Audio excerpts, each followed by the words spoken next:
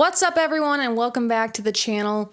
As I was scouring the internet today, I couldn't help but keep coming across this viral video of Dylan Mulvaney on Drew Barrymore's daytime show. So I thought I would just get on here and react to it candidly with all of y'all and see what all the fuss is about. If you haven't already, please give this video a thumbs up, subscribe to the channel, and leave any topic ideas or comments you have in the comments down below. And with all of that out of the way, let's get right into it. Before I start playing the clip, I do need to address a couple things.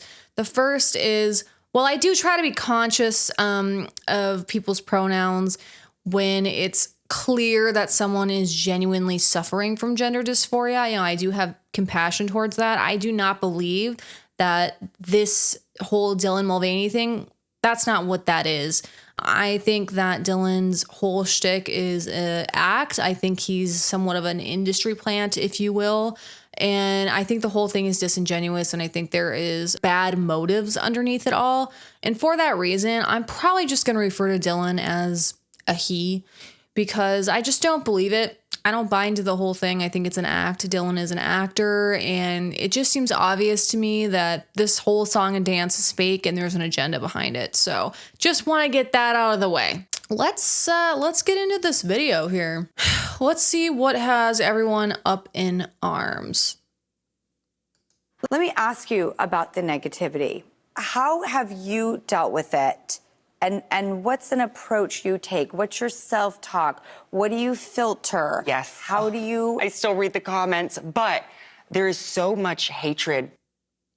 I just have to say right out of the gate, the level of narcissism it would have to take to interrupt Drew freaking Barrymore on her own show is like astronomical. To literally have the balls to interrupt a world-class freaking A-list celebrity actress is like beyond me. Like, could never be me. Could never be caught dead doing that. Insanity. Like, right off the gate, just so much narcissism oozing from this human being. Directed at the trans community right now. It's everywhere. And I think the greatest weapon that I can contribute is trans joy and comedy and talking about hard, subjects and really intricate moments of a transition, and try to let everybody in to see that, I'm not a monster. I'm not somebody that, is trying to do anything but be myself and be happy. I'm sorry, but I am not buying this. Trans people are like the most celebrated, protected class or group of people in the world right now, at least here in America.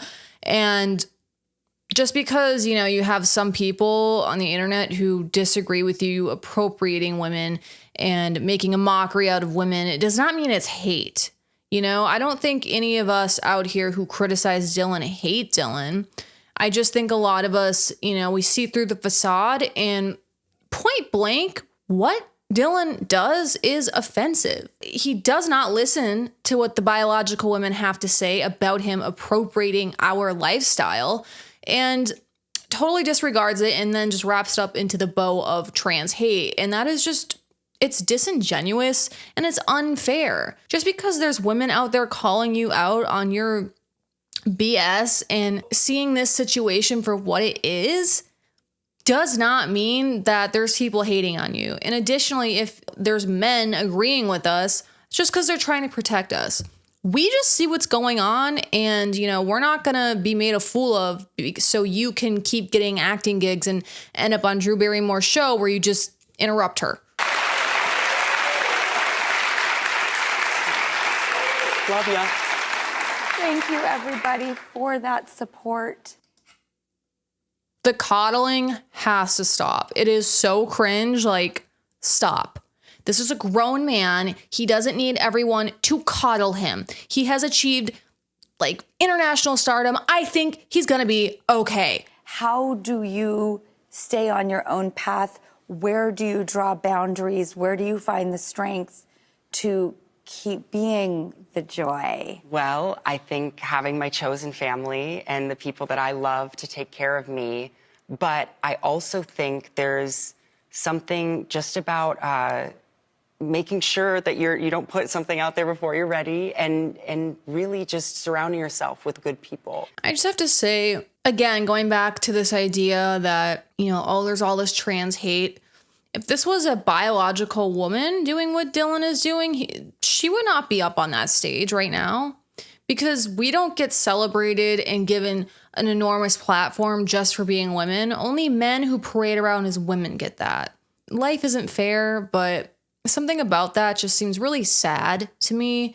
And again, I know I always hound on this point, but if you can't see how this leads to an erasure of women eventually, I don't know what to tell you. You need to wake up and just understand and look for the signs. These people are not living in reality.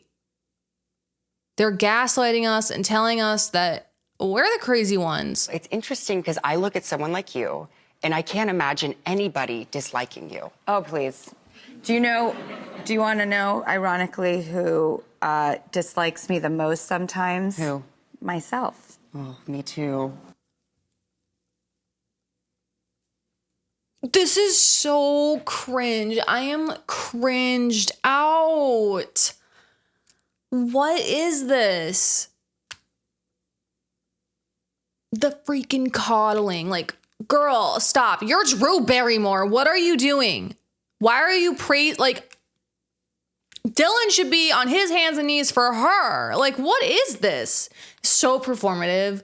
Like, we all know that Drew Barrymore is trying to, like, revamp her brand into being, like, this compassionate, like, hippie liberal grandma. And, like, it's not working. Like, girl, you're acting. We all see the acting.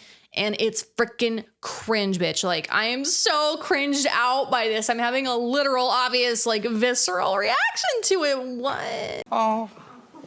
But I guess, you've asked me now, like. What is going on? And the audience just like good little happy Theo thing. Like, what is this? Side note, like, I'm sorry, I don't mean to be, like, rude, but the size difference, you're seeing this, right? Like, I know I'm not the only one seeing this. I didn't realize Dylan was so large, so tall, big, like, just the frame, the stature is just overwhelming compared to Drew Barrymore. What is this? Why are we on the floor? Like, we're at a slumber party together. Like, what is this? To combat the hate, right? Yeah. But what do you do? Okay, that's a great question. Now, You've been doing it a little longer than I have. Well, it's funny because when I was a kid, starting with E.T., it was the first time I was introduced to film reviews, which are basically social media. Yes. But I felt like all these reviews, and could be a Charlie's Angels, it could be an E.T., it could be The Wedding Singer, everything in between. If you read reviews, just like on social media, you are pretty much guaranteed a 50-50. Some like it, some don't. So you've got to be willing to bear down and brace for it. I don't love the idea that you put yourself out there as a public figure, whether you're an actress or you're a Dylan or whatever, and you're supposed to be immune from criticism. What Dylan is doing is perpetuating a lot of stereotypes. He is for the transitioning of underage children. What he stands for is not good, okay? It is fundamentally, objectively wrong. And what? Because people see that and they point it out, like, because you have the choice to ignore it, you should just discredit what people have to say about you as hate.